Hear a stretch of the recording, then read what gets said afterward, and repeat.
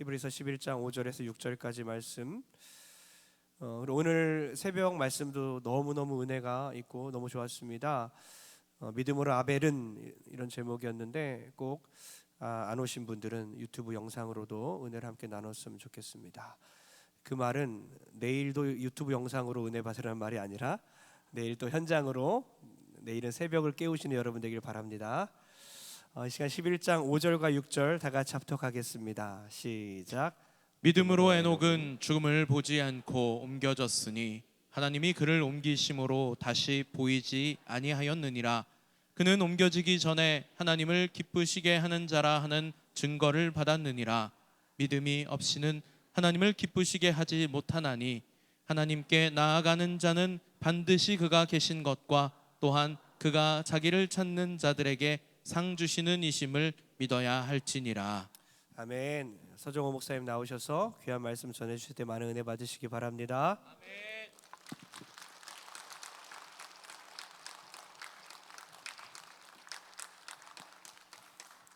기도하겠습니다. 우리가 소유하고 누리는 이 모든 것들이 하나님께로부터 거저 받은 것임을 고백하는 마음으로 하나님께 감사하며 하나님의 뜻, 하나님의 이름으로 정성껏 구별하여 아버지 앞에 바칩니다. 드리는 정성 또 사랑의 고백을 기억해 주시고 드리는 손길 기억하사 그 손길이 닿는 곳곳마다 하늘의 복과 땅의 복으로 넘쳐나게 은혜 베풀어 주시옵소서. 이 땅 위에 머물러 살아가는 동안에 먹을 것, 입을 것, 쓸 것 때문에 고민하지 않게 하여 주시고 때마다 일마다 주의 백성들의 필요를 풍성하게 갚아 주시옵소서. 빌립보서 4장 19절 말씀 기억하오니 나의 하나님의 영광 가운데 주 예수 그리스도 안에서 그 풍성한 대로 너희 모든 쓸 것을 채우시리라. 그 약속대로 쓸 것을 채워 주시옵소서. 예물을 사용하는 모든 이들에게 정직한 마음을 주시어서 하나님이 꼭 원하시는 곳에만 하나님의 예물을 사용할 줄 알게 도와 주시옵고 이 예물이 나아가 사용되는 곳곳마다 예수 그리스도의 피 묻은 복음이 전파되게 도와 주시옵소서. 이 저녁에도 부족한 종을 세우셨사오니 영광 받으시옵소서. 예수님의 이름으로 기도합니다. 아멘. 오늘 히브리서 11장 5절은 이렇게 말합니다. 에녹의 믿음에 대하여 믿음으로 에녹은 죽음을 보지 않고 옮겨졌으니 하나님이 그를 옮기심으로 다시 보이지 아니하였느니라. 그는 옮겨지기 전에 하나님을 기쁘시게 하는 자라 하는 증거를 받았느니라. 아침에 우리가 묵상했던 아벨의 믿음이 예배 잘 드리는 믿음이었다면 에녹의 믿음은 죽음을 보지 않고 천국 간 믿음, 또 하나님을 기쁘시게 한 믿음이라고 정의할 수 있습니다. 자, 어떻게 에녹은 죽지 않고 천국에 갈 수 있을 만큼 하나님을 기쁘시게 해드리는 믿음 생활을 했을까? 그 믿음의 핵심은 무엇일까? 오늘 이 저녁에 여러분과 나누고 싶은 내용입니다. 그 키가, 그 열쇠가 바로 5절의 질문의 열쇠가 6절에 바로 나와 있습니다. 아까도 읽었습니다만 6절을 한 번 더 읽어보실까요? 6절 읽습니다. 시작. 믿음이 없이는 하나님을 기쁘시게 하지 못하나니 하나님께 나아가는 자는 반드시 그가 계신 것과 또한 그가 자기를 찾는 자들에게 상 주시는 이심을 믿어야 할지니라. 아멘. 하나님을 어떻게 기쁘게 해드릴 수 있어요? 그분이 시퍼렇게 살아계시다는 사실을 믿는 사람만이 하나님을 기쁘시게 한다는 거죠. 하나님 살아계신다는 것을 믿지 못하는 사람, 하나님 결코 기쁘게 할 수 없다는 거죠. 또 두 번째로 하나님이 살아계신다는 것을 믿을 뿐만 아니라 또한 두 번째로 그분을 찾는 사람에게 하나님께서 꼭 넘치는 상급을 주신다는 사실을 믿어야 한다. 두 가지를 믿어야 한다는 거죠. 그 믿음을 가질 때 하나님을 기쁘시게 한다는 겁니다. 거꾸로 한번 입장을 바꿔놓고 한번 생각해 보세요. 여러분은 언제 기쁘세요? 누구를 만나면 기쁘세요? 예, 나 믿어주는 사람 만나면 기쁘지 않아요? 온 세상이 나를 의심해도, 예, 온 세상이 아무도 믿어주지 않아도 나를 믿어주는 한 사람이 있다면 얼마나 그 사람이 고마워요. 그리고 기뻐요. 예. 온 세상이 나에 대하여 배신을 때리고 그런에도 불구하고 어느 한 사람은 나는 그 사람이 팥으로 매주를 쓴다 해도 믿어. 나는 저 사람 인격을 믿고 저 사람 내 목숨 걸고 보증을 할 수 있어. 그런 사람이 내 곁에 있다면 여러분 행복하지 않겠어요? 하나님도 마찬가지죠. 하나님께서도 당신이 시퍼렇게 살아계시다는 사실을 믿어주는 사람이 고마운 거죠. 그리고 그런 사람이 기쁜 거예요. 뿐만 아니라 하나님을 찾아 나아가는 사람에게 하나님께서 예비하신 상급을 주신다는 사실을 믿고 나아가는 사람을 하나님 기뻐하신다는 거죠. 온 세상이 아무도 하나님을 믿어주지 않아요. 그 타락한 불신의 세상 한복판에서도 한 사람의 에녹만큼은 하나님 살아계세요. 그리고 하나님께 나아가는 사람에게 하나님께서는 풍성한 상을 주시는 분이세요. 그렇게 믿으니까 하나님께서 에녹을 기뻐하셨던 거죠. 그래서 에녹을 너무너무 기뻐하시니까 가까이 대하시다가 동행하다가 야 이렇게 세상에 사나 하나님 나라가 사나 뭐 마찬가지니까 그냥 나오고 가자. 그리고 데리고 가버리신 거지요. 그러니까 죽지 않고 갈 수밖에 없었던 겁니다. 오늘 이 저녁에 첫 질문을 이렇게 봅니다. 여러분은 하나님이 살아계신 거 믿으시나요? 예, 큰 소리로 아멘 해도 속으로는 안 믿는 사람들 많아요. 하나님을 찾는 자에게 하나님께서 넘치는 상급을 주신다는 사실을 믿으시나요? 41년 목회했습니다. 그만하면 목회 많이 했어요. 근데 교인들 중에 심지어는 장로님들 포함해서 하나님 안 믿는 사람 많이 봤어요. 입으로는 믿는다 그래요. 예배 시간에 기도도 아주 청산유수처럼 해요.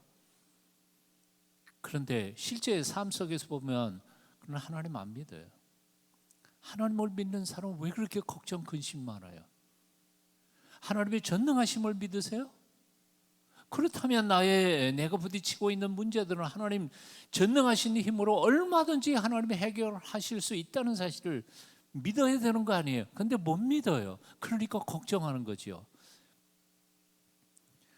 전능하신 하나님이 나의 아버지시라고 하는 믿음의 고백을 해요. 아버지, 아버지, 기도할 때마다 아버지라고 부르지만 사실은 내일 사업상의 문제에 부딪히면 오늘 밤에 잠을 못 자요. 불면증에 걸려 있어요. 예수 믿는 사람이 불면증에 걸려 있다는 사실 자체가 이게 안 믿는 거 아니에요?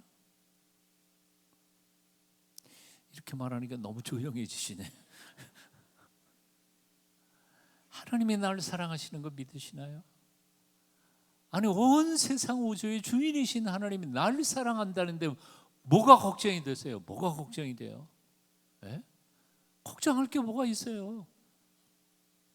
지금 내가 받고 있는 이 시련과 역경, 하나님이 전능하신 그 하나님이 내 인생의 주인이신 하나님이 나를 사랑하신다는 사실을 정말 확신한다면 내가 말기암 환자가 되든 뭐 내 사업체가 쫄딱 망해서 돈 한 푼 없든 꼭 걱정할 필요 없잖아요. 하나님께서 어련히 알아서 새로운 길 열어주지 않으실까요?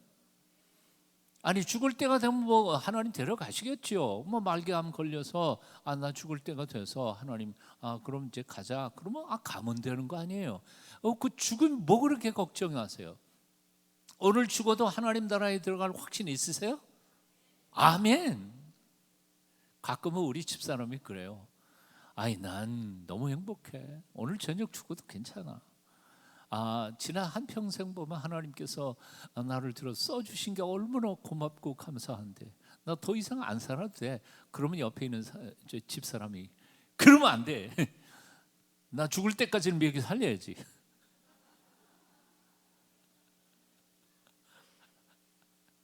참 마누라 먹여 살리려고 살아 있어야 되는데,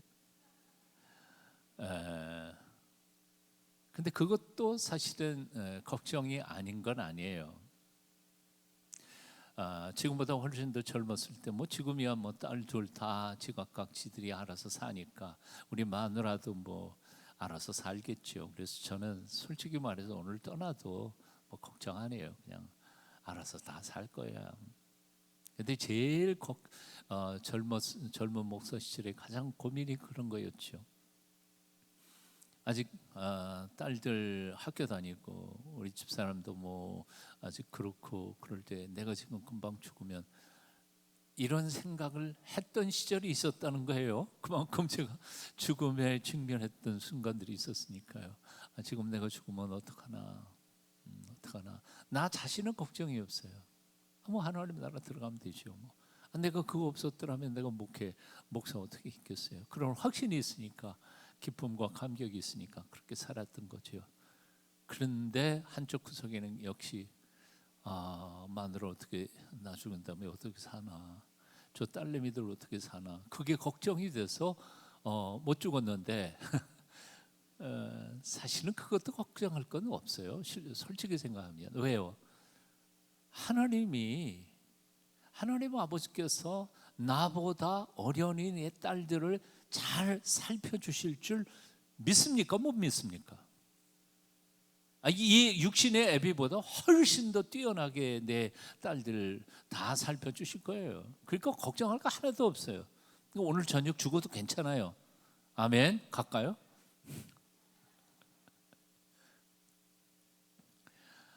이 얘기 길게 하는 이유가 바로 그런 거예요. 믿음이 없어요. 예수 믿는 사람들이 믿음이 없어요. 하나님의 전능하심도 안 믿고, 하나님이 나를 사랑하신다는 사실도 믿지 않고, 예수 그리스도께서 십자가에 못 박혀 죽으심으로 그 피값으로 나의 과거와 현재와 미래의 모든 죄가 다 용서받았다는 사실도 못 믿어요. 그래서 밤낮 부흥회 때마다 30년 전 지은 죄 또 고백하고 잘못했습니다. 옛날에 잘못했습니다. 그리고 눈물 콧물 흘려가면서 회개해놓고 일어나 집으로 갈 때는 도로 보따리 싸가지고 짊어지고 마음속에 새기고 또 가. 다음 해 내년에 또 똑같은 레파토리를 또 눈물 흘리면서 회개. 하나님이 얼마나 답답하시겠어요. 야 임마, 그거 옛날에 내가 용서했잖아. 근데 뭘 또 해? 분명히 여기서도 이번에 꺼리가 없으니까 아마 옛날 거 끄집어내가지고 또 용서해달라고 기도하는 사람이 있을지 몰라요. 하나님의 용서를 그렇게 못 믿으세요? 하나님이 그렇게 속 좁으신 분이라고 생각하세요? 한 번 용서한 건 용서한 거지요. 동에서 서가 먼 것처럼 그렇게 우리의 죄를 잊어버리시고 멀리 던져버리시겠다고 약속하셨는데, 왜 예배 드릴 때마다 죄책감에 사로잡혀서 기쁨과 감격과 그리고 하나님 앞에 찬송의 제사를 왜 제대로 못 드리냐 그 말이에요. 얼굴에 수심이 가득해서 이러다 이렇게 믿다가 내가 천벌을 받지, 그리고 죄책감으로 예배 드리는 사람들이 얼마나 많은지 몰라요. 오늘 이 저녁에 여러분의 믿음을 확인하실 수 있기를 바랍니다. 다시 묻습니다. 분명하게 고백하세요. 하나님 살아계신 거 믿으시죠? 하나님을 찾는 자들에게 상 주시는 이심을 믿으시죠? 하나님 전능하시다는 사실을 믿으시죠? 우리의 모든 문제를 얼마든지 풀어 가실 수 있는 사랑의 아버지이신 것을 믿으시죠? 그럼 저 믿으세요. 정말 성경 곳곳에서 하나님은 우리에게 이렇게 약속하고 계세요. 오라 너희 모든 목마른 자들아 물러나오라. 돈 없는 자도 오라. 너희는 와서 사목되 돈 없이 값없이 와서 포도주와 젖을 사라. 너희가 어찌하여 양식이 아닌 것을 위하여 은을 달아주며 배부르게 하지 못할 것을 위하여 수고하느냐. 내게 듣고 들을지어다. 그리하면 너희가 좋은 것을 먹을 것이며 너희 자신이 기름진 것으로 즐거움을 얻으리라. 그리하면 너희가 좋은 것을 먹을 것이며 너희 자신들이 기름진 것으로 즐거움을 얻으리라. 하나님이 약속하셨어요. 하나님 거짓말 하시는 분 아니세요. 우리 주님께서도 약속하셨습니다. 구하라 그리하면 너희에게 주실 것이요, 찾으라 그리하면 찾아낼 것이요, 문을 두드리라 그리하면 너희가 열릴 것이니. 그 다음 8절은 같이 읽어보실까요? 구하는 이마다 받을 것이요, 찾는 이는 찾아낼 것이요, 두드리는 이에게는 열릴 것이니라. 사랑하는 여러분, 살아 계신 하나님, 우리와 지금도 함께 계심을 믿으십시오. 그분을 찾은 우리에게 하나님께서 상급 주실 줄 믿으십시오. 그 믿음으로 하나님은 기뻐하시고 우리의 앞길을 복되게 인도해 주실 줄로 믿습니다. 이 에녹의 신앙을 주의 깊게 읽어보면 두 가지의 비결이 있음을 봅니다. 에녹의 신앙에 두 가지의 속성이 있어요. 첫 번째 신앙은 바로 종말적 신앙이라고 하는 겁니다. 한번 따라해 보시죠. 종말적 신앙. 우리의 끝이 다가오고 있다는 사실을 깨달으면서 그때의 부끄럽지 않은 삶으로 하나님 앞에 드러나기 위해 오늘을 경건하고 거룩하게 살아가는 것, 이것을 종말적 신앙이라고 말합니다. 끝에서부터 거꾸로 지금을 살아가는 겁니다. 창세기 5장 21절부터 23절에 보면 이 에녹에 대하여 이렇게 기록되어 있어요. 에녹은 65세에 무드셀라를 낳았고 무드셀라를 낳은 후 300년을 하나님과 동행하며 자녀를 낳았으며 그는 365세를 살았더라. 자, 에녹이 아들을 낳았습니다. 아들 이름 뭐라고요? 무드셀라요. 무드셀라를 몇 살에 낳았어요? 65세. 65세 아들 무드셀라를 낳고, 그리고 하나님과 동행하다가 365세를 살고 하나님 나라에 들어간 거죠. 자, 여기에 주의할 것이 있어요. 65세에 아들 무드셀라를 낳고 그 다음부터 하나님과 동행했다는 거예요. 그 이전에는 다른 사람들하고 똑같이 뭐 그럭저럭 살아왔다는 얘기예요. 이 에녹이 태어날 때부터 하나님과 동행한 게 아니에요. 어떤 사건이 있었던 거예요. 65살에 아들 낳은 사건. 자, 여기에 담겨져 있는 메시지가 뭘까 하는 거예요. 무드셀라라고 하는 이 이름의 뜻은 창을 든 자라는 뜻이에요. 중근동 지역에서 고대에는 창을 든 사람이 마을 어구에서 보초병으로 서요. 보초병을 뭐 무게가 그렇게 많지 않았으니까 창 무기만 가져도 외적 침입이 웬만한 거는 뭐 막았던 것 같아요. 근데 만일 창을 든 보초병이 죽었다, 그러면 마을은 쑥밭이 돼버리는 거지. 그래서 옛날 중건동족에서 생각했던 것은 이거예요. 창을 든 자의 죽음은 곧 마을의 멸망으로 같은 징표로 생각한 거예요. 그래서 오늘 본문 말씀, 창세기 본문 말씀을 읽으면서 우리는 이렇게 생각해 볼 수 있어요. 하나님께서 하필이면 에녹에게 아들을 주시면서 무드셀라라고 불렀을까? 아마도 이런 것 같아요. 하나님께서 65세 에녹에게 아들을 주시면서 아들 이름을 무드셀라로 해라, 창을 든 자라고 해라. 그리고 이 창을 든 무드셀라가 죽는 그때에 내가 이 세상을 심판하리라 하고 예언하신 거죠. 자, 그럼 이제부터 계산을 해보는 거예요. 무드셀라의 아들이 라멕이고 라멕의 아들이 노아예요. 그러니까 무드셀라의 손자가 노아예요. 그 나이를 한번 계산을 해봐요. 무드셀라가 아들 라멕을 낳을 때가 187세. 저 산수 빠른 사람 빨리 적으세요. 187에 아들 라멕을 낳았어요. 라멕이 노아를 낳을 때가 182세. 노아가 600세 될 때에 온 세상이 홍수로 심판을 받았어요. 자, 한번 계산을 해봐요. 그러면 노아가 600세 될 때 무드셀라는 몇 살이었을까요? 금방 계산하신 거예요? 우와, 암산 뛰어나네요. 그러니까 187, 무드셀라가 187세에 라멕을 낳았으니까 187, 라멕이 노아를 낳은 때가 182, 그러니까 얼마예요? 369. 거기다가 노아가 600세니까 더하면 969. 무드셀라는 몇 살에 죽었나요? 정확하잖아요. 놀랍지 않아요? 난 이 사실을 책에서 읽고 와 진짜네, 기겁을 하고 놀랄 뻔했어. 그런 뜻이 있었구나. 정확히 하나님께서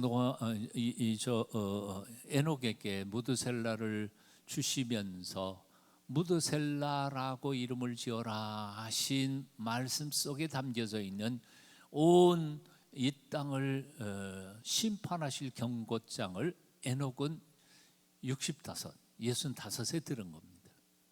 그리고 그 경고장을 받자 허투루 여기지 않고 그 순간에 내가 이렇게 살아서는 안 되지. 그래서 그 순간부터 삶을 바꾼 거예요. 지난 삶을 다 바꿨어요. 새롭고 경건하고 거룩하게 산 거지. 전에는 땅만 보고 살았지만 이제는 하늘을 보고 살게 됐어요. 전에는 눈에 보이는 것만 바라보고 살았지만 이제는 눈에 보이지 않는 하나님 나라를 보면서 살게 됐어요. 전에는 내 뜻대로 살았지만 이제는 하나님의 뜻만 따라서 살기로 작정했어요. 그렇게 살다가 보니까 하나님의 뜻하고 자기 뜻하고 같아. 하나님보다 앞서지도 않고 물러서지도 않고 하나님하고 똑같이 걸어가는 거예요. 함께 이 세상에서 살다가 보니까 오늘날 갑자기 하나님이 이렇게 말씀하신 거죠. 야, 이 세상에서 너하고 나하고 사는 거나 저 하나님 나라에 가서 너하고 나하고 사는 건 똑같네. 뭐 장소만 다르네. 그럼 가자. 그리고 데려가서 죽음을 보지 않고 하나님 나라를 들어갔다는 겁니다. 이 본문 말씀 보면 그런 것 같아요. 예. 아까도 말씀드렸죠. 이것을 가리켜서 뭐라고? 종말론적 신앙이라는 거예요. 하나님께서 명령하시는, 경고하시는 종말에 대한 메시지를 듣고 허투루 듣지 않고 그렇다면 내가 이렇게 살면 안 되지. 그래서 삶을 고치고 경건하고 거룩하게 살아간 삶이 바로 에녹의 신앙이었다는 겁니다. 오늘날 재앙에 대한 경고를 우리는 참 많이 봅니다. 뭐 성경에서도 많이 보지만 실제로 오늘날 일어나는 현상들 많이 보잖아요. 예전보다 지진, 화산 이게 10배 이상은 숫자로 따지면 10배 이상은 잦아지고 있습니다. 뭐 기온이 따뜻해져 가지고 북극이 녹고 있습니다. 그래서 아마 이 해변가에 있는 도시들의 거의 3분의 2는 아마 얼마 안 있어서 다 물에 찬다, 바닷물로 차진다는 거죠. 이 자연 세계의 이 멸망의 증거들뿐만 아니라 국가적인 상황도 마찬가지입니다. 정치에 관심이 있는 분들은 한번 전 세계를 들어보십시오. 우리나라만 이 복잡한 거 아닙니다. 미국도 마찬가지입니다. 미국 지금 트럼프 대통령 된 후로 지금 정신 없습니다. 우리 딸 둘이 지금 다 미국에 현재는 살고 있는데 소식 들어보면 난리 났어요. 이게 보통 난리가 아니에요. 미국만 그런 줄 아세요? 아니요. 영국도 마찬가지입니다. 영국 엄청나게 가난해져서 지금 초등학교 학생들이 밥 못 먹는 아이들이 엄청나게 많아요. 그 잘 산던 영국이. 프랑스는 어떻고요? 독일은 어떠세요? 전 세계가 난리입니다. 어렵지 않은 때가 없어요. 군사적인 충돌의 가능성이 엄청나게 일어나고 있습니다. 언제 어떻게 전쟁이 일어나도 이상하지 않을 만큼의 위기가 지금 조성되고 있습니다. 대만, 중국이 아마 얼마 후에 쳐들어간다고 뭐 이미 준비는 다 끝났다는 얘기도 있고, 대만으로 중국이 들어갈 경우에 그럼 북한은 가만히 있을까? 그리고 우리는 어떨까? 이거 엄청나게 복잡해집니다. 경제적으로는 어떻습니까? 옛날에는 지구화가 돼서 다 협력하면서 물건 우리가 만들어서 남에 팔고 저쪽에서 만들고 우리가 사고 그래서 물건을 싸게 살 수 있었지만 지금은 다 자국 이기주의에 사로잡혀서 저 트럼프가 제일 앞장서니까요. 아마 물건값은 2배, 3배 이상 넘어갈 겁니다. 지난달에 제가 한 달 동안 미국에 있었는데 계란값이요, 한 개가 2,000원이 한 개. 그거 먹고 어떻게 살아요? 한 알이 2,000원이라니까요. 한 판이 아니고. 그래서 지금 한국에서도 아마 계란 지금 수출하고 있습니다. 저쪽에서 제발 수출해달라 그래서 수출하고 있는데 이 정도가 아닙니다. 헨리 나우엔이라고 하는 영성가는 이미 오래전에 거의 예언처럼 얘기했습니다. 지금의 과학 문명 또 뭐 AI의 발달, 로봇의 발달, 지금 5개의 엄청난 기술이 급속도로 발전되고 있죠. 그래서 4차 산업혁명의 물결이 이미 와 있다고 말하는데 그 어느 하나도 인류를 확 10번은 뒤집어 엎어 바꿔 놓을 수밖에 없는 그런 기술들입니다. 자, 그런 건 다 빼놓고라도 헨리 나우엔의 얘기 하나만 보면 지금 현재 우리가 어느 시대에 왔는지를 알게 됩니다. 헨리 나우엔의 책을 보면 인도 고대 설화의 이야기를 하나 인용을 했습니다. 인도의 고대의 인도의 왕자 4명이 이제 새로운 시대를 열려면 새로운 기술을 배워야 된다 생각하고 왕국에서 나와서 사방으로 흩어지면서 몇 년 뒤에 여기서 만나자 새로운 기술을 배워가지고 만나기로 약속을 했습니다. 그래서 다 흩어졌다가 몇 년 후에 그 자리에서 만났는데 큰 형은 뼈 한 조각만 있으면 그 뼈 조각의 전체 조각을 만들어냅니다. 그런 기술을 가졌어요. 두 번째 형은 그 뼈만 있으면 거기다가 살을 입힐 수 있는 실력을 기술을 배웠어요. 세 번째는 살만 입혔으면 거기에 가죽이나 털이나 이런 전체의 모양을 다 완벽하게 재현할 수 있습니다. 네 번째 동생은 그런 형체만 있으면 생명을 불어넣을 수 있는 기술을 배워가지고 온 거예요. 근데 각자 배운 것들이 어떻게 작용될지 몰라. 꼭 이게 진짜 될지도 몰라. 그래서 이제 왕궁에 들어가기 전에 숲을 지나가다가 우리가 배운 게 진짜 되냐 안 되나 한번 실험을 해보자. 그래서 길 걸어가다가 길에서 뼈조각 하나를 찾아냅니다. 형이 거기다가 뼈조각을 늙혀서 전체 뼈조각을 다 만들어냅니다. 둘째가 살을 붙였습니다. 셋째가 거기다 살갗과 털들을 다 만들었습니다. 넷째가 거기다가 생명을 딱 불어넣습니다. 근데 그렇게 살아난 놈이 4 왕자를 다 잡아먹어 버렸습니다. 왜냐하면 그 뼈는 사자 뼈였기 때문에. 별로 감동을 안 받으시네. 이게 고대 인도의 설화였는데 오늘날 이 시대의 과학 문명의 발달을 가만히 보면 지가 배운 기술이 자기를 잡아먹을 줄 모르는 이 위기 가운데 있다는 거예요. 헨리 나우엔은 또 이런 말도 했습니다. 지금 우리 인류 문명은 마치 브레이크가 고장난 고속 열차를 타고 자살 여행을 떠나고 있는 중이다라고 표현했어요. 아무도 AI 기술이 우리 인간을 거꾸로 잡아서 AI에 접목된 로봇이 인간을 정복할, 영화에서 많이 봤잖아요. 이 코앞에 와 있어요. 지금 코앞에 와 있어요. AI 써보셔요? AI 써봐요? 우리 젊은이들 무서워요. 시키는 거 다 해요. 정말. 제가 설교하다가 이거는 그림으로 해놓은 게 좋겠다 그래가지고 AI에다가 야, 나 이런 설교를 할 텐데 요거 그림 좀 하나 그려주라. 딱 그려줘. 그대로 그려준다니까요.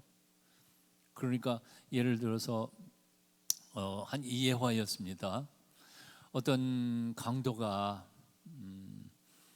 어느 집에 밤중에 들어가서 딱 어느 집에 딱 들어갔는데 그 현관 거실에 거울이 딱 크게 걸렸던 거예요. 봉변을 하고 딱 들어가니까 얼마나 놀랐겠어요. 그 거울에 딱 만난 사람이. 그래서 급해서 칼을 뽑아들고 꼼짝 마! 그런데 자세히 보니까 지 얼굴이었어요. 근데 그 얼굴을 가만히 들어보니까 얼마나 험상궂은지 자기 스스로 자기 얼굴에 놀래가지고 내가 어쩌다가 이 모양이 됐나. 나도 젊었을 때는 좋은 꿈 꾸고 좋게 행복하게 살려고 그랬는데 내가 왜 이렇게 살았나. 그 장면을 그림을 그려달라 그랬어, AI한테. 5초 만에 그렸어요. 칼 들고 이러는. 야, 그러니까 이제는 뭐 화가도 필요 없고요.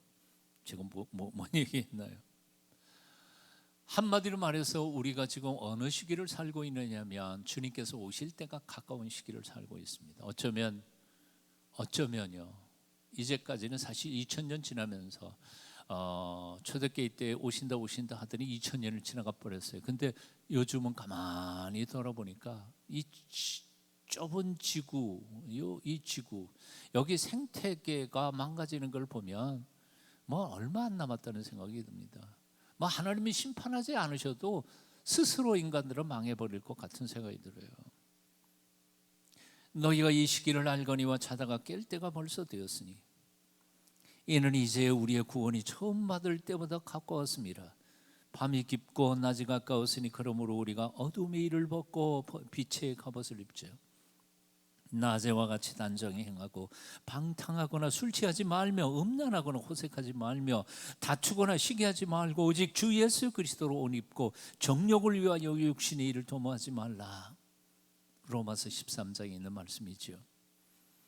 65세에 에녹은 하나님의 경고함을 진지하게 받고 지난 삶을 다 청산해버리고 경건한 거룩한 삶을 시작했습니다. 동성교회 사랑하는 성도 여러분, 이번 기회에 지난 삶 딱 끊어버리고 이제부터는 정말 하나님 앞에 부끄럽지 않은 거룩하고 경건한 삶을 살기로 결단하실 수 있었으면 좋겠습니다. 하나님께서 남은 생애를 통하여 하나님 영광 받으시겠습니다. 여러분이 영혼이 깨어나는 날이 오늘이었으면 좋겠다는 생각이 봅니다. 바로 오늘부터 에녹처럼 하나님과 동행하는 날로 시작하실 수 있기를 축원합니다.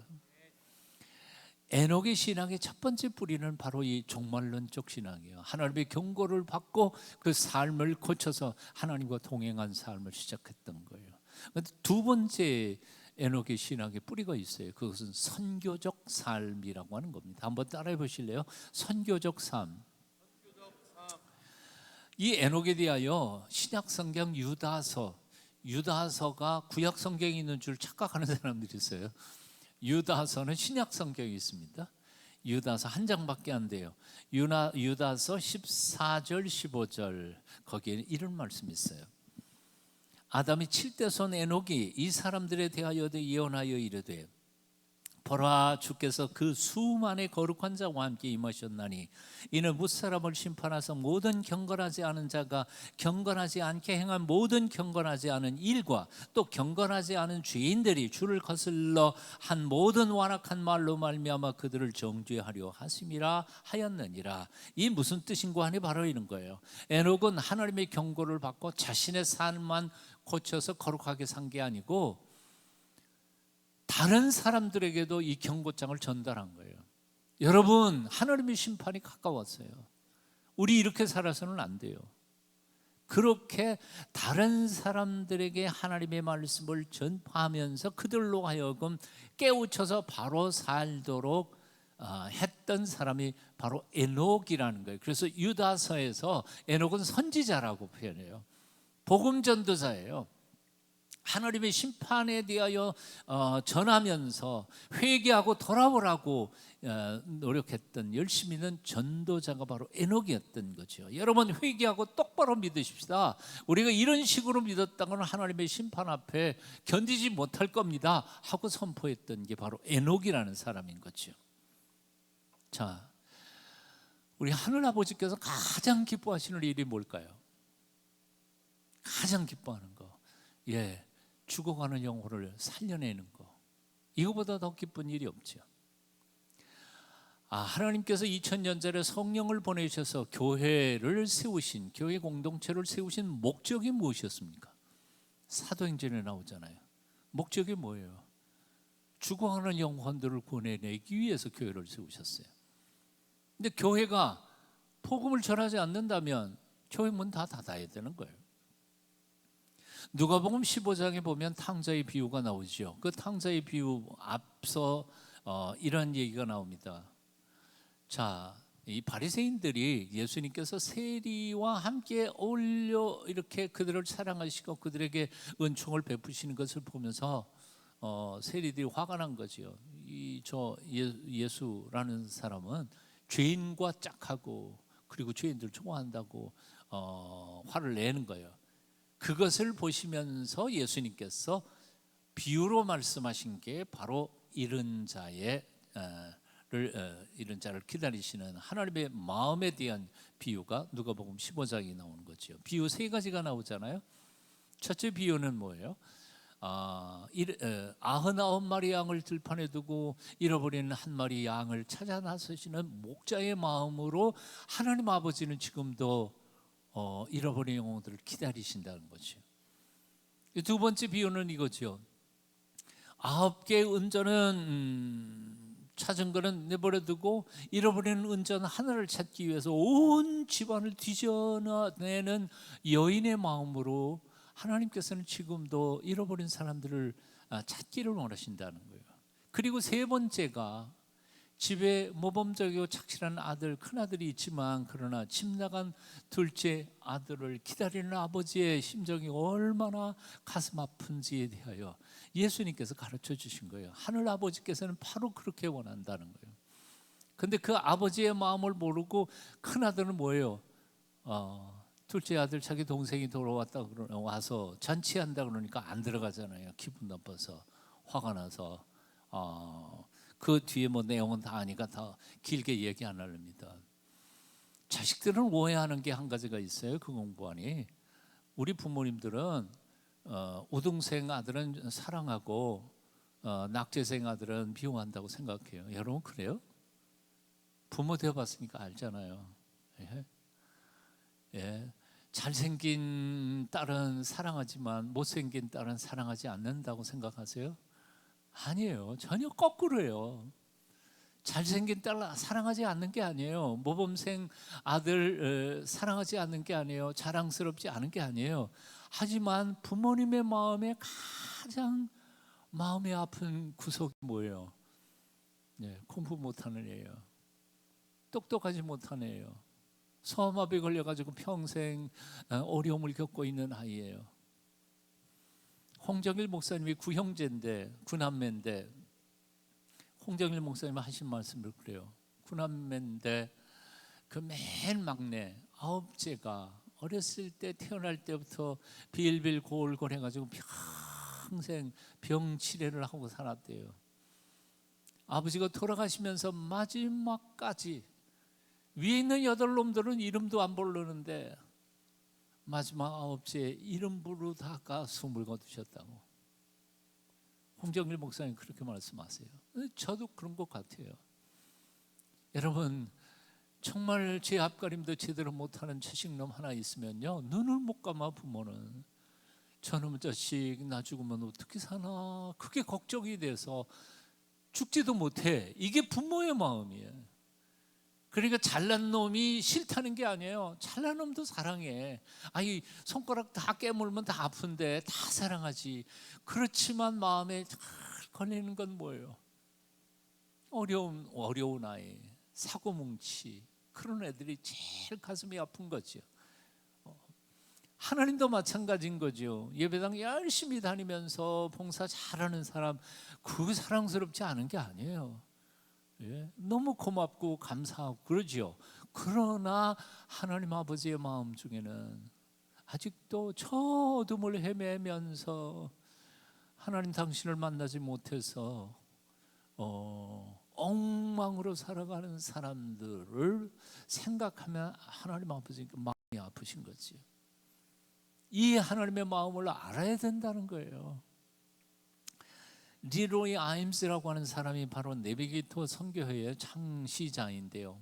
창시자인데 이 사람의 글 속에 보면 이런 이야기가 나와요. 신발 공장에서 신발을 생산하지 못하면 그 신발 공장은 문 닫아야 한다. 맞는 말 아니에요? 신발 공장을 만들었어요. 근데 신발을 못 만들어내. 그러면 그 신발 공장이야? 그런 공장은 문 닫아야죠. 교회에서 죽어가는 영혼을 구원하지 못한다면 그 교회 문 닫아야 한다. 맞는 말이에요. 우리끼리 좋아요. 그거 아니에요. 교회가 세워진 이유는 우리끼리 좋으라고 교회 세운 거 아니거든요. 죽어가는 영혼 구원하라고 세운 거죠. 제가 부산에서 한 13년 목회를 했는데요. 그 목회할 때 어느 모 교회에서 집회해달라고 갔었어요. 가는데 가보니까 정말 잘 살고 머리 좋은 사람들만 몇 명 있었어요.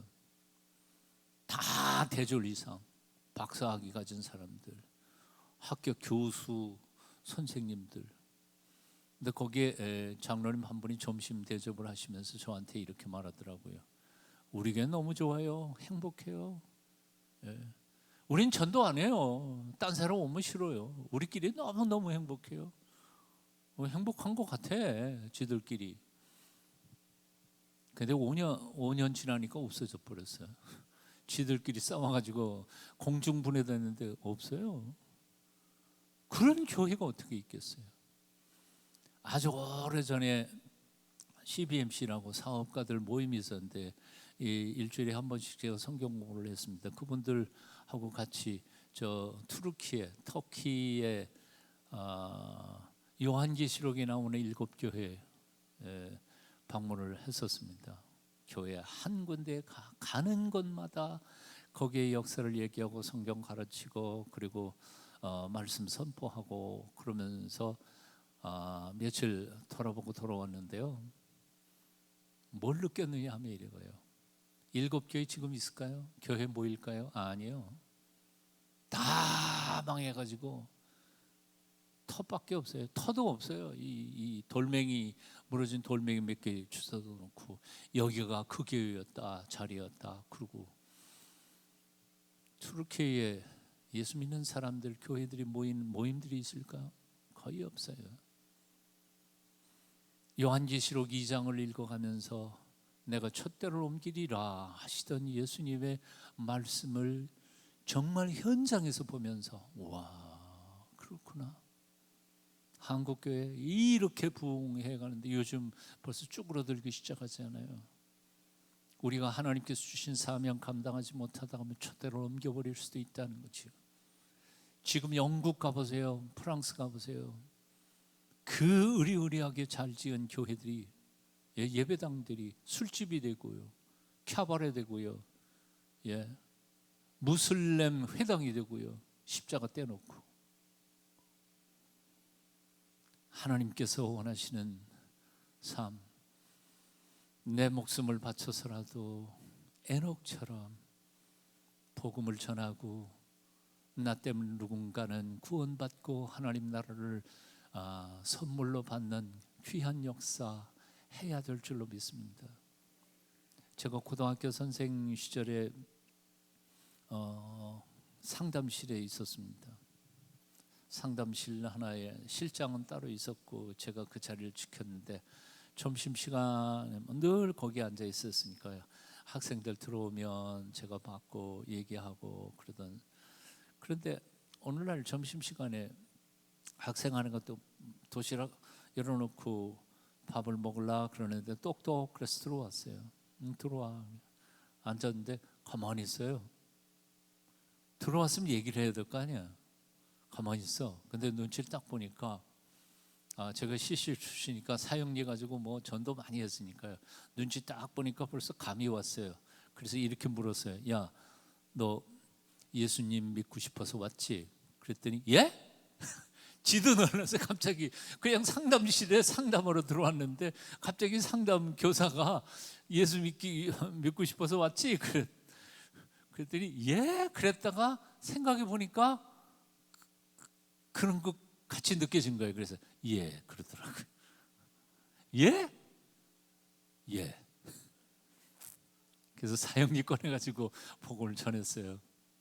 한 20분 정도 쭉 전하고 함께 기도하고 기도해서 보내줬어요. 그리고 잊어먹었어요. 잊어먹었어. 어떻게 된지 모르죠. 뭐 걔가 내 반도 아니고 뭐 반이 8반인가 있었으니까 그 중에 왔던 아이니까 누군지 몰랐죠. 이름도 적어놓은 것도 아니고. 그런데 한 20년이가 지난 다음에 제가 동성교회 목회할 때 사무실에 전화가 왔어요. 목사님 이 전화 받아보셔야 될 것 같아요. 그래서 돌리라 그래서 받았더니 첫 말이 선생님 목사님. 그래서 이 뭔 소리가 그랬어요. 아니 선생님 목사님 뭐야? 저 그 학교 몇 학년 몇 반 누구였습니다. 상담실에 가서 제가 그랬던 학생입니다. 그렇구나. 그 녀석이 나한테 그 사형리를 받고는 그 다음 주일날 자기네 동네에 있는 교회 간 거예요. 거기서 예수 믿고 신앙생활 하다가 안수받고 목사가 돼가지고 이 강남의 모 교회 큰 교회 부목사가 됐어. 그래서 나한테 전화가 온 거예요. 전화가 와서 만나서 얼마나 행복하고 공허한지요. 지금은 저 동남아에 선교사로 가 있습니다. 부부가. 저는요 죽은 다음에 하나님 나라 가가지고 예수님 앞에 적어도 확실하게 한 사람은 여러분이 있으세요? 몇 명이나? 정말 우리가 마태복음 28장 18절부터 20절까지 하나님께서 명령하신 최대의 지상 명령인 세상으로 나아가 복음을 전하여 그들로 하여금 제자를 삼으라 세례를 주라 명령하신 그 명령을 들은 척도 안 하고 그냥 한평생 한 명도 전도하지 않고 그러고 천당 가가지고 주님을 어떻게 빌라고 그래요. 성경은 이렇게 표현합니다. 너는 말씀을 전파하라. 때를 얻든지 못 얻든지 항상 힘쓰라. 주님 말씀하셨어요. 예수께서 나와 말씀하여 이르시되 하늘과 땅의 모든 권세를 내게 주셨으니 그러므로 너희는 가서 모든 민족을 제자로 삼아 아버지와 아들과 성령의 이름으로 세례를 베풀고 내가 네게 분부한 모든 것을 가르쳐 지키게 하라. 볼지어다 내가 세상 끝날까지 너희와 항상 함께 있으리라. 꿈을 가지십시다. 나를 통하여 하나님께서 영광 받으시는 위대한 꿈을 그냥 그럭저럭 신앙생활하면서 조금 복이나 받고 그러다가 죽으면 천당 가는 그 정도가 아니고요. 위대한 꿈을. 위대한 꿈은 뭐 유학한 사람만 꿈꾸는 거 아니고요. 돈 많은 사람만 꿈꾸는 거 아니고요. 하나님은 마른 막대기를 가지고도 기적을 행하시는 분이시니까 내가 가진 게 뭐고 배운 게 뭐고 아무것도 없어도 내가 하나님의 능력에 사모하는 마음으로 헌신하기만 한다면 하나님은 오늘날도 우리를 통하여 큰 영광 받으실 줄로 믿습니다. 옆에 사람하고 비교하면서 난 가진 게 없는데 그러지 말고요. 꿈을 꾸십시오. 하나님의 그 꿈을 열매로 나타나게 해주실 줄로 믿습니다. 위대한 전도자 윌리엄 캐리는 이렇게 표현했습니다. 하나님을 위해 큰 일을 시도해라. 큰 일을 시시한 거 말고요. 빌리 브룩스도 이런 말을 했습니다. 당신의 능력에 미치는 일을 구하지 말고 일을 감당할 수 있는 능력을 달라고 하나님 앞에 기도해라. 우리는 자기가 가진 거 이 정도만 이렇게 생각해요. 내가 할 수 있는 일, 그거를 찾아요. 그런데 가만히 보면 너무 작은 건 내가 시시해서 못해. 너무 큰 거는 능력이 없어서 못해. 그래서 아무것도 못해. 그거 말고 내 능력을 내가 보면서 무슨 일을 할까 꿈꾸지 말고 하나님이 주시는 위대한 꿈을 꾸면서 그 꿈을 이룰 수 있는 힘을 내게 달라고. 돈이 필요하면 돈도 주고 능력이 필요한 능력도 달라고 기도하라는 거예요. 특별히 젊은이 여러분, 하나님께서 얼마든지 쓰실 수 있잖아요. 저는 정말 가난한 농사꾼의 아들로 강원도 촌놈이 지금 여기서 설교하잖아요. 여러분 얼마든지 할 수 있죠. 저는 이런 생각을 했어요. 신학교 다닐 때에 유학할 필요 뭐 있나? 여기서 책 열심히 읽으면 되지. 근데 그렇게 말한 게 뭔지 아세요? 실력도 없고 유학갈 돈도 없고 힘도 없으니까 그냥 자조하면서 유학 안 가도 돼. 나 여기서 그대로 해도 돼. 그런데 이상하게 하나님께서 신학교 3학년 때 그 신학생들 한 9명 찬양을 너무 좋아했던 찬양팀 9명 우리끼리 그냥 찬양팀 만들어서 찬양했어요. 쉬는 시간에도 예배 시간에도 찬양하고 그랬더니 학교에서 70주년 개교 기념 70주년이라고 너희 미국에 갔고 미국에 있는 교회들 찾아다니면서 앵벌이 해가지고 돈 좀 벌어와. 그래서 찬양팀으로 미국에 돌아다녔어요. 미국 전역을 한 달 동안 다니면서 기회에 미국에 있는 신학교들도 다 돌고 그랬습니다. 네, 그 코스의 맨 마지막이 프린스턴이었어요. 프린스턴에서 프린스턴 교정에서 예배드릴 때 우리 찬양하고 프린스턴 교정을 쫙 돌아봐요. 돌아보면서 제 눈이 헷가닥 돌아가 버렸어요. 와,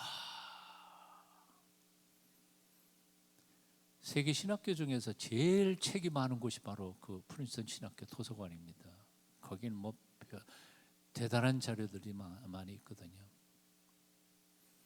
제가 그래서 9명 친구들 보는 데는 못하고 다른 친구들 딴 데 돌아다니는데 몰래 나무 하나 딱 붙잡고 눈 딱 감고 간단히 하나님 나 여기서 공부 한번 해보고 싶어요.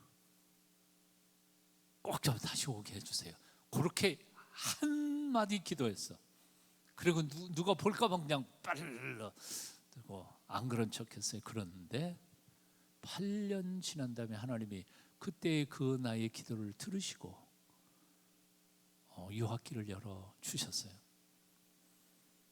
하나님께서는 내가 정말 몰래 아무도 몰래 하나님 앞에 형편도 없고 실력도 없고 돈도 없지만 어느 날 어느 순간에 하나님 앞에 강한 소원이 있어서 빌고 기도할 때 하나님은 언제든지 기억하시고 그 꿈을 이루어 주실 때가 있다는 거죠.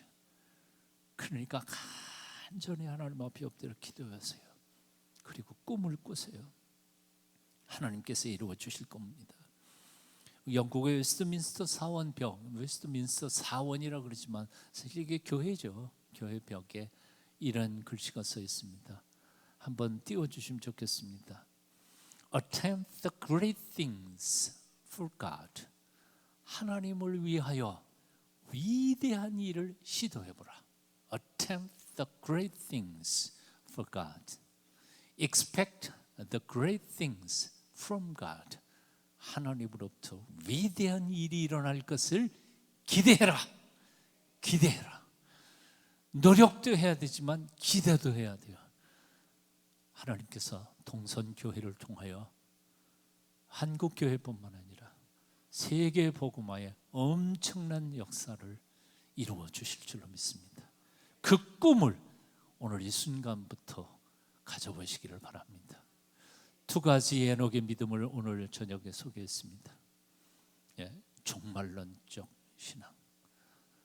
우리 그렇게 오래 남은 거 아닙니다. 지구의 생명도 그렇고요, 우리의 삶도 그렇습니다. 얼마 남지 않은 삶, 정말 하나님 앞에 부끄럽지 않게 살기로 에녹처럼 결단하셔서 주님과 동행을 시작하십시오. 하나님께서 내게 주신 가장 중요한 사명, 우리 하늘 아버지께서 가장 기뻐하실 일, 죽어가는 영혼들을 구원해내는 이 사역에 여러분 남은 생일을 헌신하실 수 있기를 축원합니다. 기도하겠습니다. 살아계신 하나님, 풍성한 상급 주시기를 기뻐하시는 아버지의 하나님, 하나님의 경고를 듣고 남은 평생 하나님과 동행했던 에녹처럼 온전한 믿음으로 살기를 원하오니 오늘 이 저녁 성령이여 우리 가운데 오셔서 우리를 뒤집어 바꿔주시고 지난날 완전히 청산하고 주님과 동행하며 사는 남은 삶 되게 하여 주시옵소서. 나를 통하여 누군가는 영혼이 구원받게 하여 주시고 이 동선교회를 통하여 수많은 영혼들이 구원받아 하나님을 영화롭게 하는 일이 나타나게 도와 주시옵소서. 주께서 함께해 주실 줄로 믿습니다. 우리가 여기 있사오니 주여 우리를 써 주시옵소서. 예수님의 이름으로 기도하옵나이다. 아멘.